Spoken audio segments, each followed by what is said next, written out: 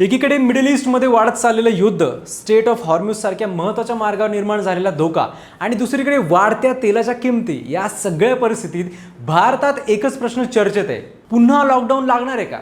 Officially सरकारने असा कोणताही निर्णय जाहीर केलेला नाहीये, पण परिस्थिती जसजशी बदलते तसतसं लोकांच्या मनात भीती वाढत जाते आणि म्हणूनच हा विषय व्यवस्थित समजून घेणं खूप गरजेचं आहे. घाबरून पॅनिक होण्यापेक्षा जर लॉकडाऊन खरंच लागलं तर सरकार काय स्टेप घेईल आणि पर्सनली आपण काय करायला हवंय हे जाणून घेऊया आजच्या या व्हिडिओमध्ये. नमस्कार, मी संकल्प पाटील आणि तुम्ही बघताय लगाव बत्ती. सर्वात आधी सिच्युएशन नक्की काय आहे हे समजून घेऊयात.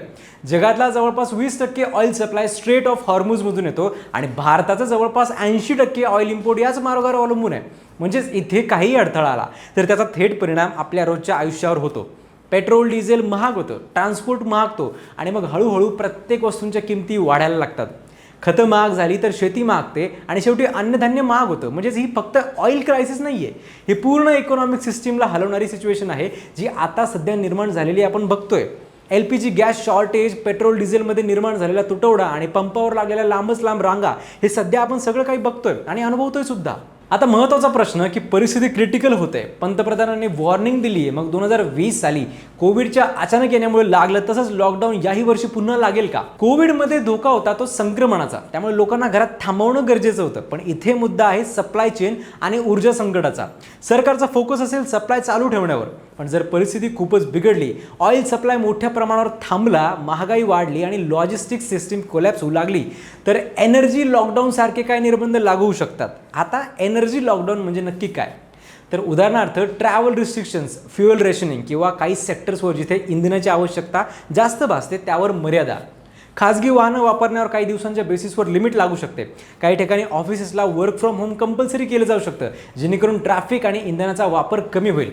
सर्वात महत्त्वाचं म्हणजे इसेन्शियल सर्व्हिसेस, म्हणजेच ज्या गोष्टींशिवाय रोजचं आयुष्य चालू शकत नाही, जसं की हॉस्पिटल्स, मेडिकल स्टोअर्स, अन्नधान्याची दुकानं, दूध, पाणी पुरवठा, वीज, बँका आणि इमर्जन्सी ट्रान्सपोर्ट, या गोष्टींना प्राधान्य दिलं जाईल. बाकी गोष्टींवर तात्पुरती मर्यादा येऊ शकते. आता सर्वात महत्त्वाचा भाग की जर अशी परिस्थिती किंवा लॉकडाऊन आलंच तर सामान्य माणसाने आधी काय करावे? तर सर्वात पहिली तयारी म्हणजे आर्थिक तयारी. कोविडमध्ये सर्वात मोठा धक्का लोकांना बसला तो पैशांच्याच बाबतीत. अनेक लोकांकडे सेव्हिंग्ज नव्हत्या, अचानक जॉब गेले, व्यवसायात बंद झाले. त्यामुळे आधीपासूनच 2-3 महिन्यांचा बेसिक खर्च हातात ठेवणं खूप महत्त्वाचं आहे. थोडी कॅश घरी ठेवणं, UPI बँकवर पूर्णपणे अवलंबून न राहणं आणि अनावश्यक खर्च लगेच कमी करणं, या अगदी बेसिक स्टेप्स आहेत. EMI, क्रेडिट कार्ड ड्यूज यांचं प्लॅनिंग करून ठेवा, कारण क्रायसिसमध्ये याच गोष्टी प्रेशर वाढवतात. दुसरी तयारी ती आवश्यक वस्तूंची, पण स्मार्ट पद्धतीने. पॅनिक होऊन अजिबात खरेदी करू नका. अनावश्यक गोष्टी उगाच भरून ठेवायच्या भानगडीत पडू नका. कोविडमध्ये आपण पाहिलं की लोकांनी अनावश्यक स्टॉक करून मार्केटमध्ये शॉर्टेज निर्माण केला होता. त्यामुळे 10-15 दिवस पुरेल इतकंच ड्राय फूड, औषधं आणि रोजच्या गरजेच्या वस्तू साठवून ठेवा. LPG सिलेंडर वेळेवर नोंदवून ठेवा, पण जास्त साठवणूकही करू नका. पाणी, बेसिक मेडिकल किट आणि आवश्यक डॉक्युमेंट्स एका ठिकाणी व्यवस्थित ठेवा. तिसरी गोष्ट म्हणजे एनर्जी आणि ट्रान्सपोर्ट. जर फ्युएल महाग झालं तर रोजच्या प्रवासाचा खर्च वाढेल, त्यामुळे शक्य असेल तिथे पब्लिक ट्रान्सपोर्ट, कारपुलिंग किंवा वर्क फ्रॉम होमचे ऑप्शन्स शोधा. छोट्या अंतरासाठी गाडी काढण्याऐवजी चालणं किंवा सायकल वापरणे मोठा फरक निर्माण करू शकतं.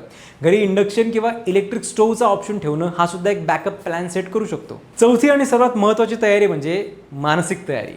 ही सर्वात इम्पॉर्टंट गोष्ट आहे. कोविडमध्ये लोक खऱ्या माहितीपेक्षा अफवांमुळे जास्त घाबरले होते. सतत न्यूज पाहणं, सोशल मीडियावर येणाऱ्या प्रत्येक गोष्टीवर विश्वास ठेवणं, यामुळे अँझायटी वाढते. त्यामुळे यावेळी एक नियम ठेवा, माहिती घ्या पण लिमिटमध्ये. अफवांपासून दूर राहा आणि कोणतेही निर्णय घाईत घेऊ नका. पाचवी तयारी म्हणजे लोकल नेटवर्क. संकट काळात सगळ्यात आधी कामाला येतात ते आपले लोक.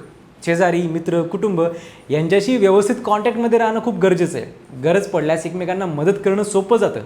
कोविडमध्ये जिथे लोकांनी एकमेकांना सपोर्ट केला तिथे परिस्थिती जास्त चांगली हाताळली गेली, हे आपण पाहिलंच आहे. सहावी गोष्ट म्हणजे स्किल्स आणि इन्कम सोर्स. कोविडने एक गोष्ट स्पष्ट केली की एकच इन्कम सोर्स असणं किती रिस्की आहे.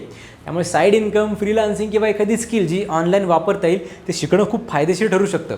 वर्क फ्रॉम होमची तयारी, डिजिटल स्किल्स आणि ॲडॅप्ट होण्याची क्षमता हीच आजच्या काळातली खरी सिक्युरिटी आहे. हा मुद्दा फक्त या परिस्थितीत नाही आहे, खरं तर तो एकंदरीतच महत्त्वाचा आहे. सातवी आणि खूप प्रॅक्टिकल गोष्ट, डॉक्युमेंट्स आणि डिजिटल तयारी. तुमचे Aadhaar, PAN, bank details, insurance paper सगळं व्यवस्थित ठेवा. त्याचे डिजिटल कॉपीज क्लाउड किंवा फोनमध्ये सेव्ह ठेवा. इमर्जन्सी कॉन्टॅक्ट नंबर लिस्ट तयार ठेवा. छोट्याच गोष्टी वाटतात या सगळ्या, पण क्रायसिसमध्ये खूप कामाला येतात. आठवी गोष्ट हेल्थ आणि इम्युनिटी. कारण कोणतंही संकट आलं तरी शेवटी शरीर फिट असणं हेच सगळ्यात महत्त्वाचं असतं. बेसिक औषधं, फर्स्ट एड आणि रेग्युलर हेल्थची काळजी घेणं आवश्यक आहे. कारण हॉस्पिटल्सवर प्रेशर वाढलं तर छोट्या आजारासाठी त्रास होऊ शकतो. शेवटी सगळं एका लाईनमध्ये समजून घ्यायचं झालं तर सध्या घाबरण्याची गरज खरं तर नाही आहे, पण तयार राहणं खूप गरजेचं आहे. कारण संकट कधी येईल हे सांगता येत नाही. तर लॉकडाऊनसारखी परिस्थिती आलीच तर ज्यांनी आधीच प्लॅनिंग केलं आहे त्यांना ती हाताळणं खूप सोपं जाईल. बाकी तुम्हाला काय वाटतं, अशी वेळ आलीच तर तुम्ही काय कराल? कमेंटमध्ये नक्की सांगा. हा व्हिडिओ जास्तीत जास्त शेअर करा आणि अशाच माहितीपूर्ण व्हिडिओसाठी सबस्क्राईब करा लगावबत्ती.